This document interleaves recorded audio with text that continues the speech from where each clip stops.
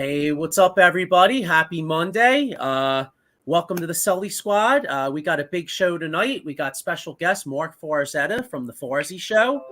So we'll be talking to Mark in a couple minutes about our fighting Phils with a nice three out of four versus San Diego coming out of the All-Star break. I know Friday night didn't look too good. I heard I heard some people kind of panicking a little bit. They're like, oh, man, what a horrible way to start the break. Well, hey, they won 3 in a row since then. So Phillies with a great weekend, showing a lot of grit. We got the Sixers. I don't know about you guys, man, but I'm kind of, I don't know. I mean, the whole Joel Embiid thing, I'm just tuned out of the whole thing. I was listening to sports radio today. Yeah. They were like making a big deal about it. Like, honestly, maybe it's me, but I just don't even – I hate to say it, but right now I'm just like, wake me in the second round of the playoffs. Like, I don't even care, you know? I agree. I couldn't agree more. You know, Absolutely. I mean, it's I'm tired of the passive aggressive. It's like that Donovan McNabb stuff. You know what I mean? Like, who cares? I don't care what anybody says. Just perform on that court, you know? But we'll get into some of that. Absolutely. And we got Eagles training camp next week, but I got my usual cast here. I got my man Sean Kilrain to my what's that? My left. Yeah. Hey, what's up, Sean? How you doing? What's up, fellas? Chilling, man. All right. I got below me. I got my man, Mr. 6 for 6, Diego the Hammer Bianchi. What's up, bro? What's up, guys? How you doing? I'm doing pretty good. I was vacant. It was great. Nice, relaxing. Nice. Laid on the beach, had some drinks. Looked like you had a nice time. Yeah, I had a very good time. Cool. And last but not least, I got my man who always brings the energy, Mike Fuji. What's up, bro? How you doing, man? What's up, everybody? Happy Monday. Phil's 3 out of 4 right out of the gate. 8 days Eagles training camp. Let's get the bars on. Let's get the show rocking. How the hell are you guys? Doing pretty good. And you know what? Hey, let's your level, baby. Yeah, and you sound excited. Let's get Mark on here. So without further ado, we got our guest, Mark Farzetta. How you doing, Mark? I am doing fantastic. Much appreciate that fine intro by you guys. I appreciate you guys having me on. Sean Kilrain, Mike Fuji, you and I, the three of us, we communicate quite often in the Farzy Show chat. Oh, God bless you. I just want to make sure I get this in for you guys just out of nowhere, just in case you guys need to relax. I just heard drinks on the beach, relaxing on the beach. How about a nice little Hindu kush? Ladies and gentlemen, just might make you feel special on that beach. You know what I'm saying? Yeah. Hey man, we'll take it. You know, I could use it. I know my man Diego was just down Wildwood last week. I know I'm jonesing for a beach trip myself. You know. Mm-hmm. Oh, absolutely. Right yeah. No, I appreciate you guys having me on, Joe. Thank you. Right over the bridge. We'll all go. Yeah. Definitely. So Mark, listen, we're obviously I got right down here. The Phillies had a big weekend, and they're right there in the wild card chase. What do you think? Do you think they're good enough right now as is to make the playoffs, or do you think there's a move out there to be made? I do think there's a move out there to be made. I mean, right now, when you're only a half game out of a wild card spot, you're right there. And look, you could have some guys hit their stride at the right time. Kyle Schwarber looks like he's on for at least another, 8 home run type of month, which, isn't a high number by Kyle Schwarber's standard, but it's still on pace to be a 40 home run hitter this season. The Phillies are going to be getting Bryce Harper hopefully in the field and Kyle Schwarber out of the field. And it looks like you're going to be making the addition, as you already have, with bringing a guy like Yohan Rojas up while Christian Pache is out. Brandon Marsh is going to, I think, hit for this team, continue to hit for this team. He's going to continue to play good in the outfield when they need him to. I thought it was very interesting that it had him play, I think, right and left over the weekend just to get things started off. Nick Castellanos looks like he's hitting the middle of a wall. Your pitching rotation, unfortunately, has been very inconsistent, so hopefully that changes in the second half of the season. But I think one of the perfect names out there for the Phillies in terms of making them a better baseball team right now is a guy like Cody Bellinger to come in here, play an outfield spot for you, play first base for you if you need him to play first base, provide some pop in this lineup. And he's a guy that I think can really help this team get to the next level and really solidify their odds of making it to the playoffs. Can they make the playoffs right now as is? I think they can, But you're going to need some other guys to come around. You're going to need some other guys to hit with pop. Hopefully Bryce Harper has figured it out with finally hitting his first home run in 38 games the other day. So I think they can, but you still need to shore things up to make sure that the bar isn't just making the wild card. The bar is making a push in the playoffs. Mark, Definitely. as far as two questions for you. I mean, as far as this may sound crazy, but the way that Alvarado being hurt, Dominguez, I mean, did the Phillies go out and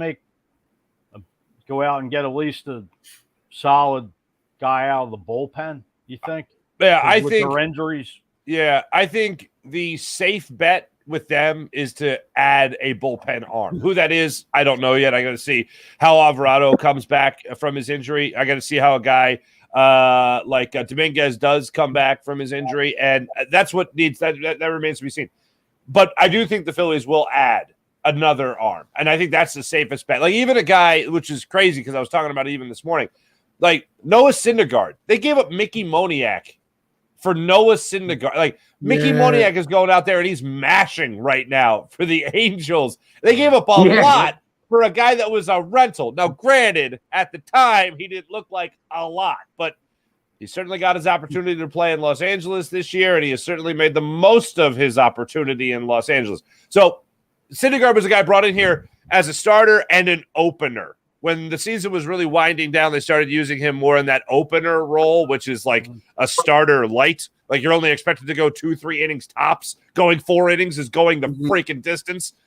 So I think they add somebody like that. I don't think it'll be the cost of a forward number 1 overall pick, but I think the safe bet with every GM the Phillies have ever had in my lifetime is that they are going to add to the bullpen before the deadline. Mark, is it out of the question? This may sound crazy. I was watching a podcast last week with Mitch Williams. Is trading Aaronola out of the question? Or No. If you're talking about a great return, that is not out of the question. If you look at solidifying the rotation, that's obviously not going to be a step in that direction, but maybe you already have a solid rotation. If Zach Wheeler is going to pitch more like he did in the fourth game against the Padres, where he gave you, again, 7 innings of work. He only allowed 3 runs on 5 hits, I believe it was, in that game. If you get more of those starts, and you get more of the starts like you got from Ranger Suarez, and you get Taijuan Walker pitching like he's been pitching, and Christopher Sanchez pitching a lot better than he did than to start out this series against the Padres, and it still wasn't even that terrible. But that's still a nice 1 through 4, especially with the way, if Ranger Suarez really does pitch like he had throughout the month of June, I mean, he was the Phillies' best pitcher. Taijuan Walker has certainly been the Phillies' most consistent pitcher. So Aaron Nola, at this point, he could just be in the midst of another down year. And whenever he has those down years, fellas, as you know from watching this team, he doesn't get out of it. It's not like, oh, Aaron Nola, great first half. Oh, boy, he really hit the fan in the second half of the season. Oh, he's terrible in the first half. Well, he really turned things around in the second half. It's just like that's how he pitches for the entire year. He's in that funk. He'll give you a little tease that he's figured it out, and then next thing you know, the 4th inning happens and he allows 1 billion runs. So, yeah, I don't think it happens, but I don't think it's out of the realm of possibility, especially if you're talking about guys that you want to bring here to at least get a taste of Philadelphia, like Juan Soto, before you end up signing him to a long-term deal. Or, oh, my goodness, Shohei Ohtani. Oh, boy. One of those bigger names. But even Paul Goldschmidt would be a name that would be out there that could involve Aaron Nola, especially if the Phillies really do not have an intention to sign him later on. Are you putting your chips on? Definitely. So, what was your first impressions of the Rohan Rojas kid? I love him. It's one of those things that whenever I look at a young athlete, whether that's summer league, whether that's preseason football, or whether that's just a call up in baseball, just look like you belong. Show me you belong. That's it. Show me you belong. And he looked like he'd been playing the whole season for the Phils. He was out there in center field, tracking balls down left and right. He looked fantastic. He gets that great put out, of course, an outfield assist in his first put out, and then outfield assist, that first play that he was able to make in center field against the Padres. He's laying down. He's trying to lay down bunts for you. He's getting singles. He's getting a multi-hit game. He's getting an RBI. He's getting a multi-RBI game.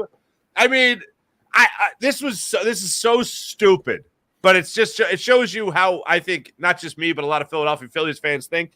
There was a play, and I forget who hit the baseball. I want to say it was Gary Sanchez, but he hit a ball in left center field, and Brandon Marsh was playing left, and Yohan Rojas was playing center.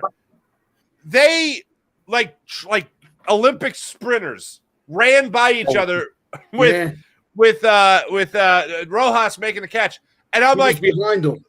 Yes, I'm like left center field in the city of Philadelphia has never been better covered because like Raul Ibanez isn't getting there, Pat Burrell isn't getting there, Kyle Schwarber he ain't getting there, but. Good Lord. It was the stupidest thing to just kind of raise your eyebrows. It was a very specific thing to Philadelphia to go, oh, that was impressive. Left center field was never better covered than Brandon Marsh in left, and then obviously Yohan Rojas in center.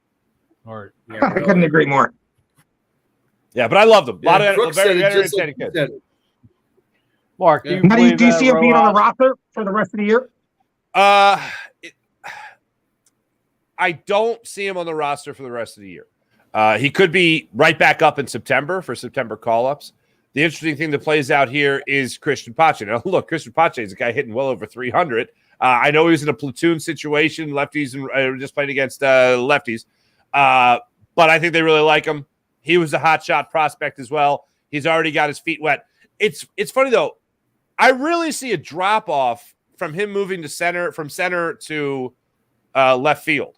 If you remember, he played in left field against the A's, and he just looked like, I don't know, he looked very uncomfortable. And you're just moving over, you know what I mean? Yeah. So the way the bat slices off the ball is a little bit different, going over that spot. Brandon Marsh played that very well, but I think the Phillies in the near future are going to have a platoon situation in center field, and I think in left, they're going to have a part-time left fielder in Kyle Schwarber, and then somebody else taking over that role, assuming all works out with Bryce Harper. Now, on my show tomorrow, Alex Coffey from Inquirer.com is going to be on the show, the Phillies beat reporter, and she brings up the point that's very valid. A lot of what the Phillies do at the deadline is based upon whether or not Bryce Harper can play first base. If Bryce Harper can play first base, then you don't need a first baseman. If Bryce Harper can't play first base, then you got yourself a problem. Because they need to work on making sure that you have a legit first baseman and Alec Boehm doesn't get moved off third base anymore. And then Kyle Schwarber is going to have to remain in left. So you're going to have to continue to cross that or carry that cross with you. So that's where we're at right now with the Phillies as far as what could happen in the not too distant future. But yeah, a lot of that depends on Bryce Harper playing first. Right. Yeah. I mean, it's like, just like do you think McCutchen could be a possibility in left as an acquisition? I love the guy. I don't know if the Phillies are going to go that direction.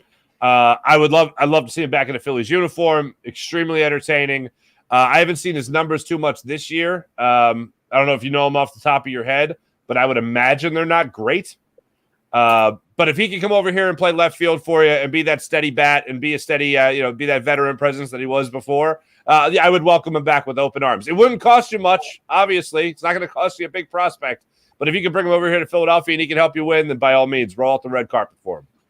Mark, one more thing. As far as Rojas, do you see him being showcased as a trade piece? Very possible. Very possible. When I saw that he was getting the call up out of Double-A, right, I thought that was very interesting. Let's bring him up. Let's dangle the carrot out in front of everybody, see who jumps. And maybe some people jump on him because he definitely showed that he's a big league talent that is just hanging out there in Double-A, man, honing his craft. Yeah. Right. Hey, to answer your question about McCutchen, he's actually, I was going to say, he actually has decent numbers. He's got 10 homers, 28 RBIs, 9 steals, and 268. So, yeah. But like you said, though, a lot of that is depends on if Bryce can play first. Because if Bryce can't play first, then it's kind of, what's the point of really getting McCutchen? Because you're going to have to keep, Schwarbs in left. But if Harper can play first, then, you can maybe you can move Schwarber to DH and you can have McCutchen play left field. Let's put it this way. I think if you have Andrew McCutchen in left field tomorrow, let's just say that everything has worked out with Bryce Harper and Kyle Schwarber shoot DH, and then you have McCutchen in left. And then you have that platoon possibility there in center field. I think Andrew McCutchen's a great addition. And again, it's not going to cost you a lot. And I think you're definitely upgrading. One, you're definitely upgrading your defense, and you're adding another bat that can still hit the long ball there if he's got 10 home runs in the season. If he's hitting 268, that'd be a welcome addition as well to this Phillies lineup. Yeah, I got a comment. My Dave Yornell has a question here. He says, "Hey Forrest, do you think they are using Matt Strom too much out of the pen? Is that a concern? Wearing out some of these guys as the season goes on." It's kind of a victim of the circumstance right now. I actually like how they've been using him. When it comes to the injuries, they kind of have to rely on him. Jeff Hoffman is another guy that I would just keep an eye on as far as how much they've been using them lately. I think that's because of Alvarado. I think that's because of Dominguez. I don't think they've been using him too much, and I think that they look at him as the guy that can go in there and consistently give you that one inning, or he can give you that 2 inning kind of appearance, 2 inning type of game. I wouldn't say too much. I feel like he's used appropriately, especially for a guy that can be a starter for you and give you 5 or 6 innings, as he was at the beginning of the season. But no, I don't think too much with Matt Strom. I actually think it's just right. I'll put it this way. I'm at my capacity at Matt Strom and how they're using with that spot. I understand the question. I hear the question. It's a good question. But I think they're right on that line. I think they're dancing on that line of what's too much or too less of Matt Strom. Yeah, definitely. So, talking about, in my opinion, the biggest thing that happened in sports today, the Joel Embiid comments. What is your take on the Joel Embiid comments? How you feel about it? Like I was like, was James Harden getting too much attention? Was Tobias Harris getting too much attention for his like bag of donuts or box of cookies, whatever the hell he talked about? Daryl Morey getting too much attention? Was Joel Embiid? Was Summer League getting too much attention? Was JoJo not getting enough attention? When I first saw it, I went, "Oh God, come on, man!" And like, I'm already at a point where at the end of last season, I'm like, "All right, blow it up. Just keep Maxey and build around Maxey." And I'm like, "All right, well, hold on. We're investing a lot of time in this whole idea of the process. All right, you know what? This is what I want to do. I want to run it back with the Embiid Maxey 76ers. I don't want Harden back. Tobias will probably be back, but what the hell?" So then I'm like just bringing myself around now to the idea of the possibility Harden could possibly be back. And now Harden's not going to be back. Might start out the season with the Sixers, but I hope not. And then Joel Embiid pulls this. And I hear it, and I'm like, I understand what he's saying. For the level-headed person that every once in a while I do an impression of, the level-headed approach I had to it was, okay, yeah, there's athletes that, when they get older, they move on, and they play somewhere else, and they win. Fine. Now is not the time for Joel Embiid to say that. Now, all I want to hear when he's asked about winning at the NBA level at this point in his career and at this point in his contract, all I want to hear from his mouth is when he goes like this and moves those lips. I just want to hear about how he wants to bring a championship to Philadelphia. That's it. That's it. Yes, pander to me. Lie to me. That's what I need after not watching my team make it out of the second round of the playoffs since I was watching AI in 2001, and I was trying to figure out what house I was going to party at next in high school and down some pizza and wings and Coca-Colas. You know what I mean? Like, to me, I don't think it was appropriate for Joel Embiid to say it. I know he was just being honest, and that's fine, but sometimes honesty is the worst possible policy, and that was an example of that. The only thing he should have said is, yes, I want to win a championship, whatever it takes. I deserve it. The city of Philadelphia deserves it. My teammates deserve it. That's it. That's it. Anywhere else. Yeah, I know he's talking about, he's a troll and all that other stuff. But, man, that's not at all. The last image I have of Joel Embiid is, well, it's barely an image considering he disappeared in Game 7. Right. But the real last image I have is him chopping it up with Jason Tatum after Jason Tatum just put him over his knee and spanked him in a 7-game series. So I don't need to hear anywhere else. That's the last thing I need to hear. Now, do you think that was to put a little bit of pressure on Daryl Morey to make a move? We're watching all these other teams make moves, and our biggest acquisition is bringing Paul Reed back. Oh God, if I'll put it this way. Here's my order of acquisitions for the Sixers. Okay, I like Nick Nurse. I like Nick Nurse a lot. I like Patrick Beverley, and I've always loved Paul Reed. Paul Reed's awesome. He's great. So those are my order of acquisitions there.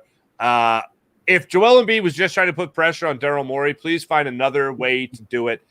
We got too much BS to already worry about as a fan base for him to start throwing stuff against the fan to see if it just annoys Daryl Morey. Daryl Morey, if you're Daryl Morey right now, let's just imagine this for 1 second, all right? Daryl Morey's got to deal with this guy, James Harden, who you supposedly had this great relationship with. And now this guy you have this great relationship with and, like, courted to Philadelphia. First off, courted to Houston, then courted back to Philadelphia, and he signs on with you, and you think everything's going to be all puppy dogs and ice cream, and then James Harden's like, I'm going to go elsewhere and sign another deal. Oh, there's no other deal? I'm going to opt into this deal, and then you better trade me. And then while all this is going on in the media circus and you follow the bouncing ball of one reporter saying, James Harden, it wasn't a trade demand, it was a trade request. And another reporter comes out here, he went in and he brought a sledgehammer and smacked Daryl Morey's table in half and said, trade me. And then when we're not friends anymore, trade me. And then Daryl Morey then has to hear about Joel Embiid doing an appearance for some like film network production company, whatever the hell, that's like partially run by LeBron James. And in that conversation, in that interview that sounded like it had 75 people in the audience, Joel Embiid gets asked about winning a championship. He was like, I'd like to win in Philadelphia or anywhere else. Now I got to deal with that? Now that's your half-hearted trade request? No thanks, man. No thanks. See, I think it's all. I mean, you know, I think part of him was trolling. I think it's a mixture of a bunch of things, right? Part of him's trolling. Part of him wants to put pressure on Morey. And then also it could be like phase one of, you know, let's be honest, right? So say they trade Harden, they may not be as good. This could be a pause year, right? So, you know, so Embiid could be kind of greasing the skids by saying that a certain portion of the fan base may not be as patient with him. So then next year, when he does request a trade, ultimately he goes, "Hey, they want me out of here." When in reality, he's already greasing the skids. Yeah, he's lighting the fire. Yeah, two things are lighting the fire here. Failure, number one. Right. All right, and Joel Embiid, you know, fanning the flame a little bit. That's already. I mean, let's face it, fellas. Philadelphia can be this beautiful candle, just kind of fluttering in the wind. And you're just looking at it, so, it's a beautiful candle. And then there's the wrong gust of wind, and the next thing you know, there's a great conflagration. And I'm so grateful I get to use that word from my high school vocabulary. There's a great conflagration in front of us with Joel Embiid being the one fanning that flame. We don't need a lot in Philadelphia. We don't need a lot. Joel Embiid knows that. He knows he's a troll, but that's not at all what we need to hear right now. Yeah, because let's be honest. Another, you know, say you don't have Harden, and not only are you not in a second round exit, but say they lose in the first round, God forbid. Like say the Sixers are a 5 seed, they lose to like a Cleveland or something, right? Well, at least 50% of this fan base is going to say blow it up, and guess what Joel Embiid does? He sits there and goes, "Well, I want out." You know? Yeah. I describe it as, you know, the dramatic movies and stuff that have the big red button there. They got that glass cap over the big red button. My hand has already flipped the glass cap off the red button, and I'm hovering over. And now Joel Embiid has my hand down on the counter with my finger just about to hit the button. Like, that's where I'm at right now. I want to look. Bottom line is, I want Joel Embiid to be here next year. I want Tyrese Maxey to be here next year. I want to see those two grow together as the 1-2 punch of the Sixers as opposed to Embiid and Harden. And what I think can happen next year is that I think Tyrese Maxey will take what I call a Hertzian leap of play. I think we're going to be talking about him as an all-star at least. I think we're going to be talking about him as one of the top scorers in the NBA. And I think he will develop the facilitating role that will help spread the basketball around. And Nick Nurse's offense, I think, will be a perfect match for what we need from Tyrese Maxey. And I also think it'll be a perfect match for what we need out of Tobias Harris for potentially his last year of his contract here in Philadelphia. That's what I'm crossing my fingers for. That's what I'm hoping for in the upcoming season. And I don't think my hopes are ridiculous, especially with the new style of play and Tyrese Maxey being allowed, in the event that James Harden is not here, allowed the room to grow without a second veteran in front of him not named Joel Embiid. Mark, just had one quick question. Is there any chance that we can get Siakam? There's a chance, but I don't think the Sixers are necessarily hunting for him. If they're going to work out some kind of 3-team trade that maybe involves the Raptors and the Clippers, maybe that's how they get him. But it's a possibility. I don't think Nick Nurse left Toronto to bring a lot of Toronto to Philadelphia. Let's put it that way. Gotcha. Okay. Makes sense. I was going to say, Fuji, what were you saying? No, I was going to say, Mike Lauro had a comment back to the Phillies about your thoughts about Andrew Painter. I mean, if I'm the Phillies, I say thanks, bro. You just stay down there and you get healthy, and we'll ramp this thing back up next year. Yeah. It's really unfortunate. You watched him pitch a little bit in spring training, one outing, and then it was like there's some tightness, and then they were secretive about it for like a month. And at this point, I know he had a bullpen session. I'm not pushing anything on Andrew Painter, not even a little bit. Yeah, I just worry. I mean, hopefully it's not one of these situations where it's like another Sir Anthony Dominguez situation where you try to rest him, and then another 6 months goes by, and it's like, oh, by the way, we're getting Tommy John. Yeah. If they're gonna get the surgery, just get the surgery. And I know it's easy for us to say because we're not going under the knife. Right. But if he needs to get the surgery, get the surgery. Yeah. Well, listen, Mark, thank you so much for hopping on with us, man. It's a great time as always. Thanks for your time. And I'm sure everybody knows out there, but why don't you just tell everybody where they can see you? I am in your closet. I am hiding in your closet right now. Just open it up and there I am. No. Ladies and gentlemen, you can catch me on the Farzy Show YouTube channel, Jacob Media YouTube channel, every day, 6, or as Sean and Fuji know, like 6:10 a.m. I'm guaranteed to be in the seat by 6:10 a.m. To 7 whenever in the morning. We do the live taping of the podcast on YouTube, and then it's available throughout the day on all social media, wherever you get your podcasts as well. And then you guys can catch me on Jacob Media doing the Phillies postgame show, the Fightins postgame show on the Jacob Media YouTube channel. But I appreciate you guys having me. With pros like you guys, it gives me great confidence and comfort to join the program. So thank you. Right. Hey, thanks a lot, Mark. Talk to you soon. Go Phil. Always a pleasure, man. Thanks. Thanks, guys. Yeah, go Phil. See you guys. See you. Have a great night, man. Yeah, it was a good time. Man, what's that? What'd you It's say? always good, man. he does. He has one of Manscaped. That's his one commercial. of his, one of his sponsors, and he always goes the way he just said it with confidence and comfort. Just get a kick out like when he talks about CBD with the Hindu Kush.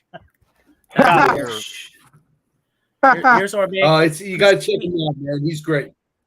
Here's our man, Chris Rapizzi. What's up, Chris? I saw this on Facebook the other day. He said, yo, what's up? What's good, boys? It's at the Saturday game. Got a Harper ring. That's what's up, man. Right. That's sweet. I seen it. It looks pretty cool. That Harper ring's really nice. Yeah, it looks pretty cool. Here's Maiko Spencer. What's up, fellas? Damn, it's hot in the 215 today. What's up, dog? How you doing? Like What's up, 95. Mike? What's up? Because we're bringing that heat right now. That's why. Yeah, that's right. 3 out of 4. Sorry for those Braves, buddy. 8-1 loss against the White Sox, but they'll come back. Wait, what happened? They lost yesterday. Braves lost 8-1 to the White Sox yesterday. Oh, Craig, they finally lost? I mean, geez. They lost the day before. They lost the day before that too. They lost 2 games in a row. It's about time, Saturday, dude. I was telling him, I said, yo, I feel like I took a hot tub time machine back to the 90s, because like back in the 90s when they had like TBS on and shit. Remember the Braves were on like TBS all the time? And and you're flipping When they had like Chipper Jones? Yeah, even before that, when they had like James Justice, Jones, Ron Gant, and all them dudes, they won like every freaking game. Smoltz, Yeah, I remember when it was like Chipper Jones. It wasn't like Andrew Jones. Yeah. All them dudes. I feel like they were always on. Yeah, all them dudes. Yeah, they won like every game. Like you're sitting there and you're just like flipping channels and you're like, oh, Braves are winning again. And you're like, what the hell, man? You know They were always on TBS. How about a couple L's every once in a while? They were a powerhouse, put it that way. Yeah, here's Chris Rapizzi right now. He says my grandpa gave me the Rollins ring from 2008. Cool. Yeah, that's banging. So you got the Rollins John and the Harper John. That's nice. I think the Rollins one, if I got to ask them, is probably the best. So I got to be honest, man. So I'm feeling this Phillies team right now, right? Like, I know we touched on it with Mark, but 26 and 11 since Schwarber has become the leadoff hitter. Wow. Here's the other thing Ain't too. it amazing? His batting average is what, 158 190 or 165. It's just the It's impact amazing. he has on the game from that position in the lineup, I feel like makes a difference. You know what it is? I think we talked about it before. I think Joey brought it up. It's you as a pitcher, you got to change it up for him because he brings, like you said, Diego, so much power, almost an imitating factor at home plate. Yeah, and it's awesome. And when you gotta see him early on, a couple of times, I feel like you aren't in like your pitching rhythm yet. So yes, I don't know. I feel like Schwarber does damage. Phillies are a better team with him at the one. Even though he's hitting where he is, I mean, he sets the tone. Just seems to. All right, so looking at this Phillies schedule this week, because I was going to say, I wanted, we were discussing it with Mark or whatever, and I feel extremely confident with the Phillies. Yes. I know we're right there, but the Phillies actually have had a relatively tough schedule early on. I was Mike, I was listening to your boy Mike Gill on 97.3 today, and he was saying the only two playoff teams we play in like the next like month and a half is like we have a 3-game set with Baltimore, and I think we play like the Twins or something, and the Twins are only in the playoffs because their division's absolute trash. Because the Twins are like 2 games over 500, and they're in first place in that trashy ass American League Central. So I feel great about where the Phillies are, to be quite honest with you. Oh, you figure Milwaukee coming in for 3? That ought to be. Other than Milwaukee, I'm sorry. I meant after this Milwaukee series, because I know Milwaukee's in the playoffs. We go to Cleveland this weekend, and they're back. We go to Cleveland for 3, and then Baltimore comes the next Monday, Tuesday, Wednesday. So So all right. So let's do a quick little look. We have 6 games before we come back here. By this time next week, we'll be playing the Orioles at home. So we have 6 games. 3 with Milwaukee, 3 in Cleveland. How are the Phillies doing? Are they still on a hot streak? I say the hot streak continues. Yeah, I say they go 6-3. What? No, there's What were you counting? You're counting Baltimore too? Yeah. Oh, okay. So 6-3. Wow. That because Baltimore. I mean, one could argue Baltimore is right behind Atlanta as best team in baseball. So if you think we're going 6-3, that's pretty good. What do you think, Sean? All right, let's go to the next 9 games. Fuck, I was going to say 6, but Fuji did 9, so let's do 9. What you say? I'm right there with Fuji, 6-3. 6-3. 6-3. Okay. All right, Diego, where are you at, bro? This team's finding ways to win games. Just with the lineup, the pitching's not great the last couple of games. I think the hot streak continues. I think they go 7-2 the next 9 games. Wow. Okay. Nice. So Milwaukee's. I'm going to stick with 6-3, but yeah, I like it. Yeah, Milwaukee's tough. Cleveland. So I'm going to say 4. I'm going to kind of have pebbles actually. I'm going to say 5-4. I say we take 2 or 3 from Milwaukee. We take 2 or 3 from the Guardians. I think Baltimore might take 2 or 3 from us. So I'm gonna say 5-4, which I'm okay with, because after that you go to Pittsburgh, and I think you sweep Pittsburgh. So if that's the case, you're 8-4 out of 12, and I'll take 8-4 out of every 12, and we're in the playoffs. That's right at the deadline, isn't it? Pittsburgh taking you right to to the yes. Yeah, it takes us right to the dedeadline. Yeah, and I have full confidence that Dombrowski's going to make maybe not a major move, but I think Dombrowski makes a move or 2. And it wouldn't surprise me, like we were touching on earlier, if that Rojas kid, he does have some potential, but it wouldn't shock me if he was used as trade bait, because not only do you have Morse, you have Pache, but they got a kid. What the hell's his name? They drafted a first round outfielder last year. I think is his last name Crawford. That's it. Crawford. Thank you. I was drawing a blank. I wanted to call him Dominguez, but I'm like, no, Crawford. You think they want to move on from that kid, Rojas? Did they want to include him in a trade package somewhere? I wouldn't be shocked if they were trying to showcase him. Yeah. I would try to move. I would try to move one of the other guys before I moved him. I'll tell you what, that play he made in center field, I haven't seen that in a minute. Yeah. Well, they haven't seen that in a minute. Like that kind of defensive playmaker in center field for the Philadelphia Phillies. We haven't seen that in a very long time. He made that play, and I was like, "Wow, that's like you win games with plays like that." It's an like that's what Acuna does in center field with his arm. He'll make a crazy catch, get that thing back into the infield. Like that's what I've seen in 2 games that he played. I don't want to. This might be a stretch, but I think he could be a 5-tool player. He's got to be able to hit. I mean, but you can develop that. The instincts in the center field are off the charts, and we didn't even get to see him play that much. But just your eye test tells you that. Hey, listen, I don't want to. No, go ahead, Sean.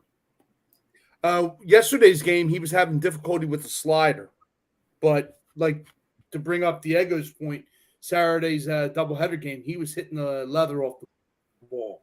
But he's something special, man. Like I said,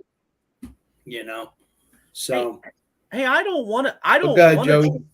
Listen, I don't want to trade the kid. I'm just looking at, and they may not, but I'm just looking at the fact you got the kid Crawford who's in single A, who they think is a really good prospect. You already have Pache, you already have Marsh, and this team, let's be honest, this team's built to win right now. I mean, so if it took this kid Rojas along with a young arm to add, all right, I'll give you an example.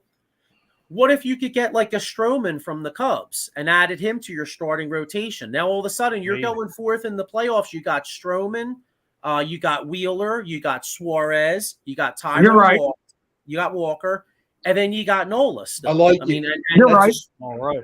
You know what I'm saying? You add something. That's you add something like that. Well, you figure I agree with that, Joe. Guys in the playoffs anyway. No, a 4-man rotation in the playoffs. Right, and I'm that's just an example. I mean, you could go a lot of different directions. Or, I like Alec Boehm, but Nolan Arenado would be a major upgrade in my opinion. If you told me I could trade that kid, a young arm, and Boehm or something, and I get Arenado's Sean and I talked about this earlier in the week, and his contract goes through 2027. Yeah. I'm okay with that, though, because the bottom line is Arenado is, 31, 32 years old? He's right in line with about 32. 32. He's got another 4 years of good baseball left. Right. Oh, yeah. Exactly. The kid the Phillies picked in the first round of the draft, obviously baseball, it takes a little bit of time, but the kid they picked played shortstop, but they project him as a third baseman. Well, if you get Arenado to play up here for, say, 3-4 years, and that span, if they develop that kid right, then boom, he comes up and he's your future third baseman if he's any good. I agree. Like you have Arenado for this run. It's the hell of a bat add to this lineup that's already stacked. And he plays a hell of a defense too, so I'm all aboard. Yeah, I don't believe any of the Juan Soto room. I don't think we have enough to go get a Soto. And I don't see us getting a Juan Soto. You know what I mean? I don't see that happening. Well, let's just say you do go out and get Nolan Arenado and you don't throw bomb in that trade. You can move him to first base and put Arenado at third. Just saying. Yeah, but I think it seems like Harper wants to try to play for that. That's why, what Forzetta was saying about how these next few games where he plays first is really going to, honestly, it's really going to influence a lot of the future, because if he can't play first, then that changes a lot. But if he looks like he could play first, and let's be real too, man. I mean, Bryce Harper's the star of this team, and he's got John Middleton's ear. If Bryce Harper wants to play first and he can play first, guess what? He's going to play first base. Right. Let's definitely. real. So. Oh, damn right. Absolutely. You know what I'm saying? So, all right. So anyway, so we got the Phillies. So you guys have the Phillies going 6-3. I got them going 5-4.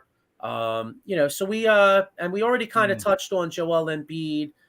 You know what? How about? I mean, I know it's kind of early, but you guys want to wrap a little bit about Eagles training camp? Yeah. Why not? Yeah. Well, all right. Well, Mike, I was going to say Mike Lara was checking in saying 7-2 for this next 9 stretch. Yeah, Mike Laura's got 7-2. All right. Well, yeah, he's even optimistic than you all, so that's good. But listen though, before we get into some Eagles talk, let me just give a shout out to some of these sponsors here. Here we go. I got my man Jason Fine. Now, hey, football is a very physical sport, and if you happen to get an injury, because he does personal injury claims, Jason Fine. So if you wind up getting an injury yourself, call my man Jason Fine, aka Attorney Big Al. He's got 3 offices, Philadelphia, and 1 in Philadelphia, 1 in Cherry Hill, and 1 in Pittsburgh. And you can see the phone number there, so make sure you check him out. Here's a cause that's important to my man Ken Fry. Ken Fry hosts a show called The Bat Cave, and also Ken Fry was on with me last Tuesday night. We brought the old school back. Great show. We did a show on the 1980s era Mets. Yeah, I know Philadelphia fans. You hold your nose that we did the Mets. But the bottom line is, though, it was a great story. And in a few weeks' time, we are going to do the 1993 Philadelphia Phillies. So, date and time to be determined. But we'll be doing the 93 Phillies on the old school. So you don't have to hold your nose on that one. That's a Philadelphia team. But anyway, check this out here. This is for a good cause. Original James were formed late summer of 2019, home base out of Cressona, Pennsylvania. It's a softball team, and they could use some donations. So if you want to help them out, make sure you check them out. Got another sponsor here, Monkey's Cold Coffee. Join the revolution. Here you could use the promo code OOTB Sports at monkeycoltcoffee.com. And let me try to say that, John, like 10 times. I know, dude. I'm like tongue tied here. Say that if you get pulled over. No, I'm just joking. Yeah, you know what's funny, if I'm in the joint, you imagine you're driving, right, and you're a little banged up. Well, Monkey's Cold Coffee can do wonders for you, but it ain't going to get you out of that. And I sound like I'm in that right now. We'll call Jason Fine. Yeah, I'm fine, Ossifer. But anyway, the great guys. 10% of each sale goes to the National Pediatric Foundation at nationalpcf.org. So make sure you check them out. Not only they got great coffee, but they're great guys. Here we go. I got one more here. I got Fuji. Let me check out my man Fuji. You got anything to say about your new show? You just had your debut episode last week.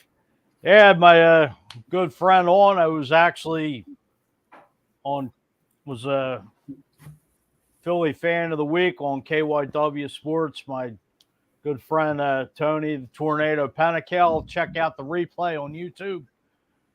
This week I got Kirk Klinger coming on this Thursday night, who actually built out back of his house. He built a wiffle ball field of a replica of Citizens Bank Park. So tune in 7:00 come this Thursday morning, this Thursday night. And we'll break down how Kirk Klinger built this phenomenal replica park of CBP. So everybody check it out. You don't want to miss it. Cool. And what's funny, when you said Kurt, I was thinking of that. I don't know if you guys saw it yet, but on Netflix they got a great show called Quarterbacks, and it's about like Mahomes and Kirk Cousins and all. Like it's really, really excellent. Actually, Marcus Mariota's. Mariota was in it too, and his story was cool and all too. But I hate to say it. I know he's an Eagle now. You know what I mean? So I don't want to like talk crap on the dude, but like I was more interested when it was Cousins and Mahomes. When it was Mariota, I was kind of like, all right, when are we getting back to Mahomes and Cousins? I just figure I'd give Mariota a plug since he's the backup to the true MVP of the NFL. Hey, at least in my eyes. Hey, that's right. Yes, and Fuji, you want to take this one away? Here's our other sponsor right here, Philly Sports. Our sponsor, Trips. Philly Sports Trips. You know, top of the line, go first class. Vince Rizzuto, the best in the business. You know, you got all your Eagles trips, a couple Phillies trips coming up. I believe that Pittsburgh trip's coming up in a couple weeks, as you were talking, Joe. I think 2 weekends. I believe there's like 6-7 buses booked between the Washington trip coming up in October. The Jets is a couple weeks before that. I know this trip's selling out along. I know they got Kansas City, Seattle. They got the opener with the Patriots. You know, all Eagles trips on the road. Matter of fact, I know they also got spring training booked already planned for 2024. So go right now. Check out. You want to go with the best in the business, go with Vince Rizzuto and Philly Sports Trips. Like I said, the top of the line, the best in the business. You won't go wrong booking at phillysportstrips.com. That's right. And we're doing that Washington, John. So I'm very, very much looking forward to that one. Same here. Yeah. So, that Jets trip too. Oh yeah, that's right. Yeah. Well, we're going up separate, but yeah, I mean, I want to check out the tailgate, see what's up with the tailgates. You know what I mean? Aaron Rodgers versus the MVP, the Phillies general. That's right. So, all right. So listen, hang on a second. Where'd you go? Diego. All right. So, I don't know, man. Talking about the Sixers right now kind of makes me depressed. So how about we talk about the NFC champions? Guys, I'll tell you what, MB got a lot of balls to be like, trade me when you didn't show up in Game 6. I want to win anywhere. Well, where the hell were you at in the last quarter of Game 6? Where were you at? You want to win? How come you didn't take that shit over or show up in Game 7? That team just rolled over and died. I mean, they were pathetic. You throw it up in a cowardly ball. Exactly. Like the second half, you were right in it. You laid down and died like the 10 man that had no heart, and then show up. Exactly, and then be like, "I want to win anywhere, bitch. You got to show up. You want to win." Well, that kind of bothers me too. Like, the dude. I mean, the dude's like the MVP of the NBA, right? And like, he was so concerned about that MVP award. Went out there, got that. But then in the same breath, it's like, oh yeah, I'm the MVP of this league, blah blah blah. Oh, but please get me an alpha to go next to me because I can't handle leading the team on my own. Well, which one is it, bitch? You know what I mean? Like, you either going to be that dude, or you're not that dude. You know what I'm saying? Like the dude acts like he's Batman, but then he wants to play the Robin role. Well, that's the thing. I mean, everybody wants all the individual accolades. You can win them anytime. It's all about the hardware and bringing home the championship and putting your name in history, which don't mean jack shit if you win multiple MVPs. If you don't get the hardware and bring home the title, the hell, you're just another MVP of another year. And especially if you ain't going to show up in the big games where we need you. I understand if MB was dropping like 50 points, 50-point games and we lose. Like, all right, what do you want the guy to do? But you're literally disappearing in the biggest times. And then you want to say you want to go win here or anywhere. That's not, you don't have a winner's mentality to be able to say that. Joe, loser mentality. Joe, absolutely. As we were talking last night via, in the group text, you brought up Goliath that's on Showtime right now about Will Chamberlain. If anybody didn't see this, check it out. Oh, it's great. I mean, just the way, Will was dropping 50 points a night, 48 here, just dominating the NBA. I mean, you could touch more on it. I saw the first episode, but it's pretty interesting how they basically went through history of, with his 100-point game and Hershey and then everybody else, but so many consistent nights of Will Chamberlain dropping 50 was like nothing, 70 here, and so on. Yeah, well, it's funny. This is funny when Dave Yarnell says Sully going off and Embiid. Wow, well, I just get tired of it. But to touch on Wilt Chamberlain, like I did an old school podcast back. I want to say it was like December. Me, my uncle Mark, and our cousin Roger, and we did it on Wilt Chamberlain. And anybody, I was. But anyway, my uncle also wrote an article on Wilt Chamberlain. It's actually on Edge of Philly Sports, I think. Still, he went on there. But my uncle, because everybody says Michael Jordan, you know what I mean, is the greatest athlete, greatest basketball player ever. But my uncle contends that Wilt Chamberlain was arguably the greatest athlete in the 20th century. And I think Goliath's going to touch on a lot of that because the guy was like a Olympian level, what do you call it? The track and field. He was really good at it. And he ran in the Penn relays, they said. Right. So he and then in the Goliath, yeah, Mike, you touched on the Goliath. Like they interviewed Arnold Schwarzenegger, and he basically said Wilt was like stronger than the biggest bodybuilders. Like he was doing triceps that were like 170 or something, and the other guys were doing like 120, 130. Yeah. Well, Billy Cunningham was even like talking about that. Like Wilt was just picking free weights up like they were nothing, and Billy Cunningham's looking at him like. I forget how much it was, but he was just sitting there on the bench and Wilt's just picking barbells up like they were 2 plastic bottles. Yeah. It's funny because we did the old school show on Wilt, and now just watching this Goliath, it makes me want to do it again, honestly, because it's just really interesting and that's another one. I don't know if I mentioned this, but there's a documentary on Netflix too about Bill Russell, and that has a lot of Wilt in it too, because just their rivalry was just unreal. You know what I mean? Oh, big time. But ironically though, they were great friends. Oh yeah, they were actually really good friends. So everybody wanted them to hate each other, and they were really good friends actually. Well, I mean. Look over the years, like not to even try to compare it, but I'll give Strahan and John Runyon. I mean, Runyon was the speaker to put Michael Strahan in the when he went in the Hall of Fame. Yeah, I hear you. Well, hey, speaking of football, with the Eagles starting up next week, so what's your if I had to bring up like the number one training camp battle, what would you Fuji, I'll start with you. Like what would your I know you could look at possibly linebacker position or safety or running, but like what would be your number one training camp battle that you're looking at here? I don't know if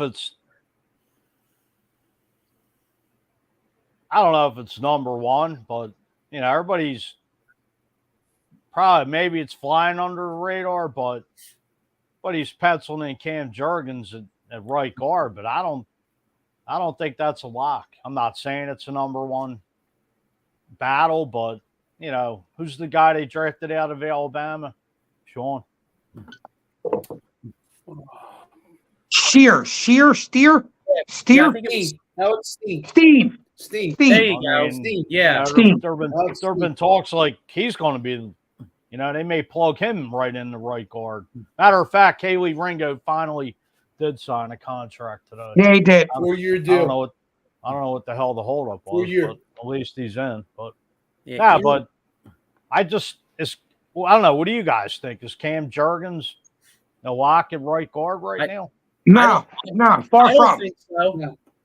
Far from. I think whoever he's competing against, they're on even playing field at the start of training camp, and whoever shows out more. Like I don't think he has a hand in controlling that position at all. A guy that's been a backup on his team, I think, going into his 4th year, I would say Jack Driscoll. Step in there. Yeah, probably Jack Driscoll. I mean, he's been around. He knows the system. He's stepped in as a backup in a couple different roles. Didn't he go in for Lane Johnson when Lane went down? He played left tackle, I know, right? Yeah. He did. He's not really. So Driscoll's not. I don't think Driscoll is really made to be a tackle. I mean, he could fill in a pinch. But remember when we had Ray Dininger on the Godfather of Football? We remember we were talking about Driscoll a couple years ago when Sayamala was out. Yes. Pro Football Focus had Driscoll ranked as like in the top 15 of guards, those like 2 to 3 games he was playing. I mean, don't you think Pro Football Focus is a little bit misleading? Sometimes you see guys, they're like, they rank him the 4th in PF, and then I'm like, no, he wasn't, because I watched him play and he wasn't that good.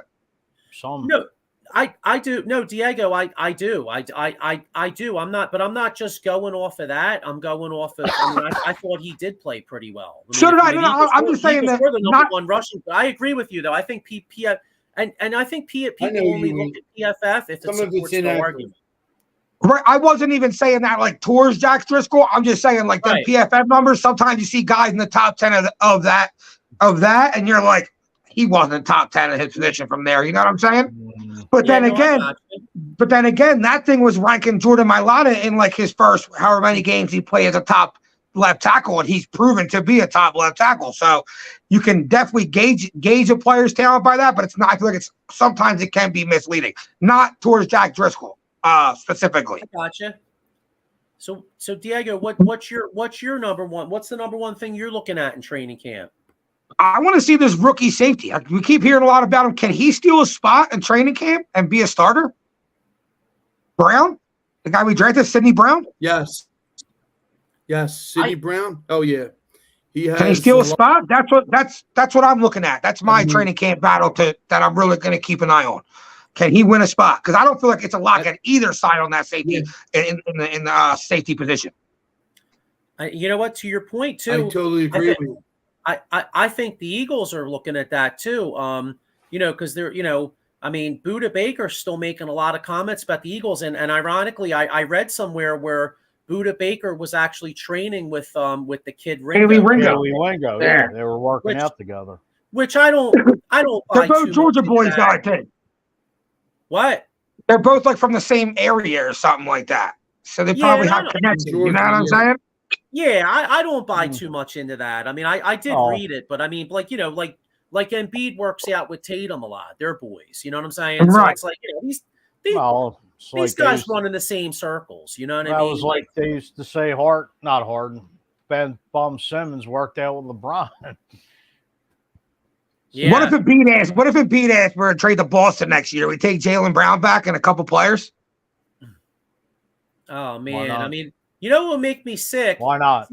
See that I mean, value wise, if you had to trade Embiid, you probably could. That'd probably be one of the best offers you would get. Would be like Jaylen Brown and like 3-4 first round picks and like something else. But it would just make me sick because we would watch Embiid flame out in the second round, like go from averaging 30 to like 23 and always being hurt. And then he'd go to Boston and he would turn into like a combination of Wilt Chamberlain and Bill Russell. And they'd 3 wins in a row. You know what I'm saying? Yeah.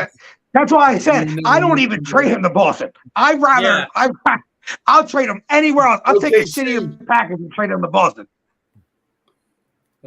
Trade him though.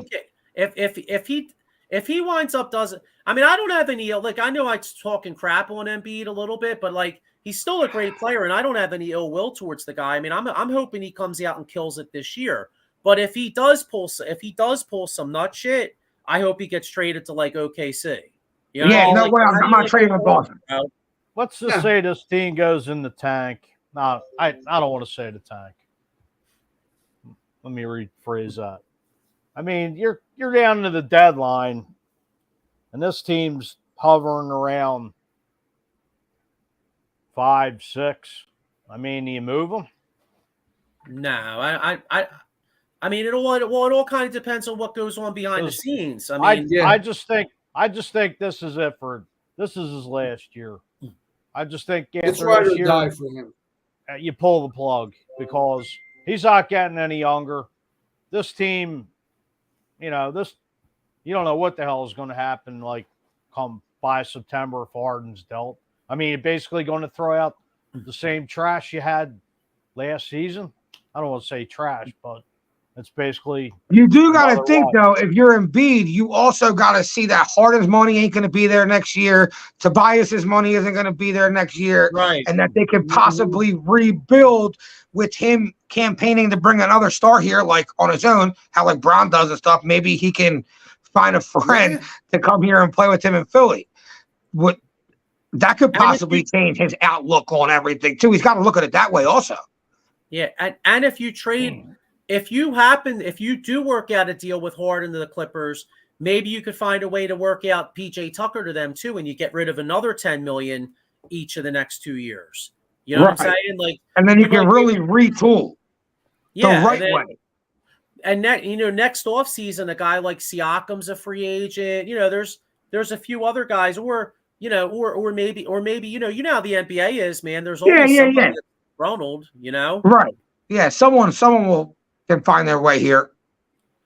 But getting back to the Eagles, Sean, what's your number one? What's the training camp battle that you're looking at before we get out of here? What's the training camp battle you're looking at?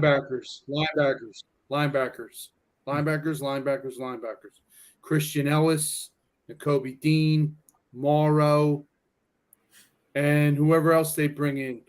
I like to see them bring in a free agent or a trade like Howie likes to work out towards like beginning of training camp. But that's my number one battle. Yeah. Sean, I'm with you, bro. Linebackers is what I'm looking at too, because one of the hidden aspects about that defense last year in the Super Bowl was TJ Edwards had a really good year.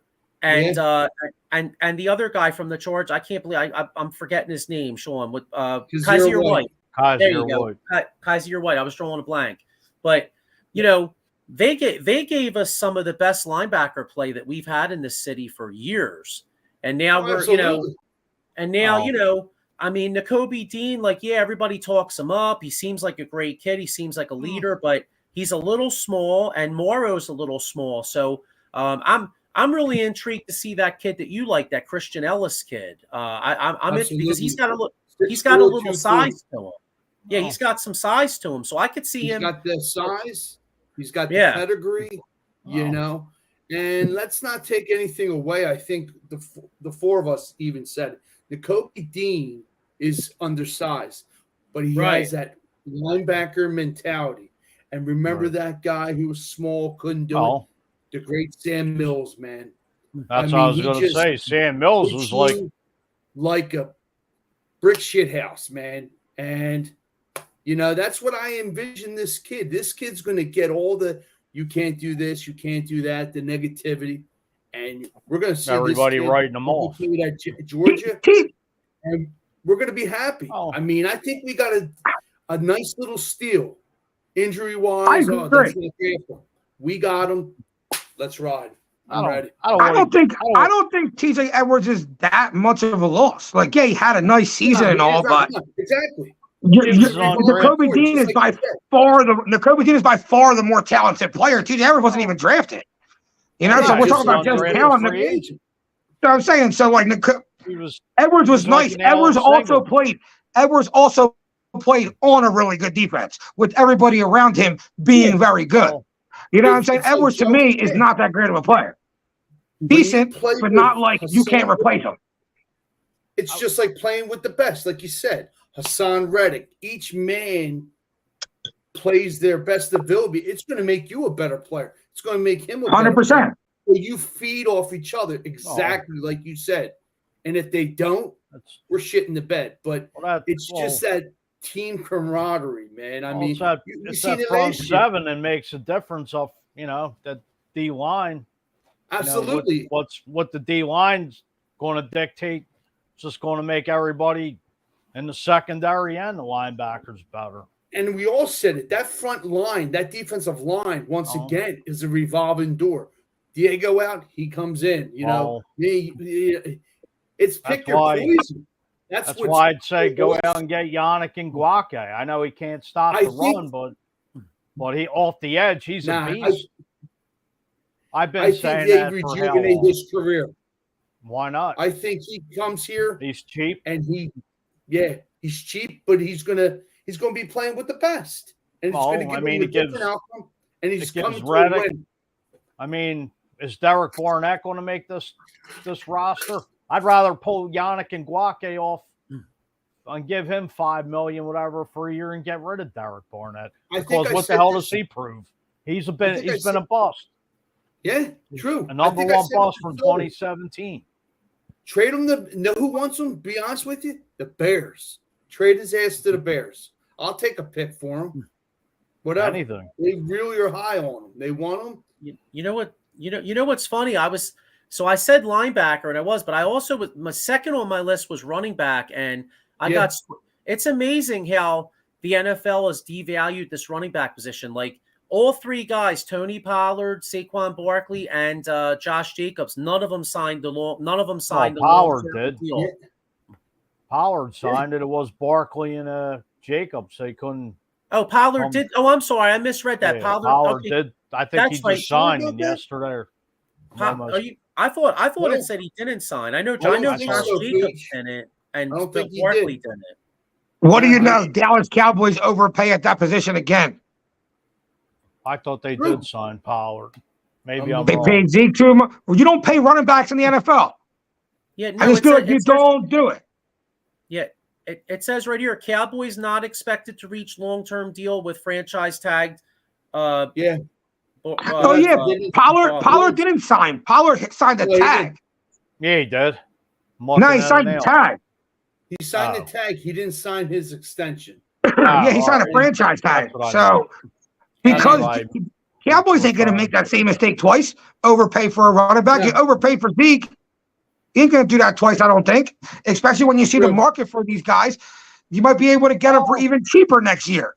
Well, the running back position just isn't what the heck he used to be. I mean, it's not smash mouth football. I mean, of course, you got so many different running backs. You know, you plug in, you take out, third down back, goal line back. Just. Don't get me wrong. There's special running backs in this league. Most running backs are just a product of their offensive line. You got a good offensive line. They you see some holes where like Kelsey's pushing this way and the guards move, and it's like I don't care who's running that. Give it to Joe. He's hitting that hole. It's wide. It's wide open. He's picking up 8 at least. Joe, you ready to hit that hole? Yes, I am, but I'm not ready to take the hit afterwards, though. I'm ready to hit the hole if I could make it out of bounds. You know what I mean? But taking that hit, man, I'm not ready to take that. Kelsey's Super Bowl speech wouldn't fire you up just to get right. Oh, I'd be in there, right behind that. You know I'll hit the hole for like $2 million. I don't care what's coming after. $2 million. $2 million's coming at the end of the week. A nice paycheck. Yeah, for $2 million, I definitely would hit the hole, and then I'd be like, "Thanks, y'all." For $200,000, I'm hitting a hole. Yeah, who am I kidding? Should I hit the hole for like $50,000? Sign me up. Sign me up. You know what I mean? Joey will tell you, sign me up. I'm there. Yeah. Well, that's what you Ryan Raiders, wasn't it? Yeah. So I was on the Ryan Raiders. Played Ryan. Full-time champs, babe. Where were you? Probably out of high school by now. I'm the only judge guy surrounded by you. It's you okay. Ryan folks. You're selling Ryan milk guys. back in the day. You're selling milk jugs. You think? Milk jugs and pretzels. That's funny. But that's for another day. Easy Raider. Remember Sean? Remember Easy these Raider boy. Sean, remember they used to call me. Remember I got those Otis Spunkmeyer cookies. They used to call me Greasy Lips. Yeah. I used to get them Johns on the side of my mouth. That sounds personal. That sounds like a personal issue. No, it was cookies. It wasn't anything else. Yeah, I don't know. GL, yeah. Who was it? Was Billy? No, somebody was like GL Joe or something. I don't know, but because I used to like them Spunkmeyer Johns. Remember? Yes. All right, so Diego and I wouldn't really know nothing about that. But no, Diego went to Ryan. They had to, didn't you ever get those Otis Spunkmeyer cookies they used to have? No, I don't know what that is. What the hell's an Otis Spunkmeyer cookie? How the hell I never heard of They didn't it have the Otis myself. Spunkmeyer cookie Johns. I never heard No, of it. Ryan. Well, Ryan's cookies was just chocolate chip cookies, the best around. The chocolate Fuji ones with the Yo, like the Fuji 2 or don't go 3 in because the you were eating plastic lots. wrap. Well, why the hell? Wait a minute. Why the hell did I call them Otis Spunkmeyer? Well, maybe they were just. I have no. I don't know what the hell an Otis Spunkmeyer You sure you cookie didn't? is. You sure you didn't mean that the popcorn Orville Redenbacher? No, I don't no. remember, Back in man. the I don't day. know. I Fuji graduated was eating 27 raw. years ago. Maybe I'm forgetting shit. I don't know. I just remember eating cookies and getting them Johns on my face. I don't know. Yeah, keep eating weed cookies your for school, Joe. How'd With the Yeah. you get fucking cookies about. on your face? You're like, yeah, I How'd was you eating a Spunkmeyer cookies. How'd you get Yeah. cookies on your face? Yeah, I don't Like know. the chocolate melted all over? Yeah, Like, yeah. like 'cause a they were hot 5-year-old Johns, eating you Like know the what I'm Cookie saying? Monster. It was like, all over, all fucking on your smack hands them and all, in the face. like melted, like all over your face. Yeah, it like was where like it the has to be melted wiped Johns. off. Yeah, it was On like that the melted note, Johns. it's been real. I was gonna say, yeah. Well, yo, Diego, I better not. I better not just like grab for the brownies when there's brownies at my house. I gotta watch. You know what I mean? Yeah, I know. He told me yesterday. Yeah. So, I don't know. That's more you're gonna have That's a on bag your of cookies on your desk. personal and leisure time. yeah. I So don't know. all right, guys. Well, listen. We are going to get out of here. We in the coming weeks, we got plenty to talk about when it comes to training camp. Tomorrow night, make sure you check any base. Since we did talk a lot of Phillies fans and baseball fans, make sure you check out Extra Innings. Myself and Dave Yarnell will be back 8:30 tomorrow night, first time in a few weeks, and we'll be talking all of Major League Baseball. Is Shohei Ohtani getting traded? There are going to be some big moves, and what's the second half of the season looking like for all baseball, and of course the Phillies. So, I want to give a shout out to my Phillies game day employees and all the hour mark employees yesterday, all weekend, fireworks Friday, day-night doubleheader, standing out in that heat. Yesterday, rain delay, 12 innings. I take my hat off to you. We did it. That was like 30 hours in 3 days. So you guys busted them. One more shout out to our former guest, Chris Donovan. He scored his first MLS goal on Saturday. I was there. It's pretty sweet. It's game-winning goal too. So Really? congrats to him. And I talked to him in the locker room after. Nice. I got to chat it up with him. So good kid. Congratulations to him. Shout out to him. Yeah, cool. Awesome. Great job, Chris. All right, guys. Well, go Phillies, and we'll be back next week. All right, guys.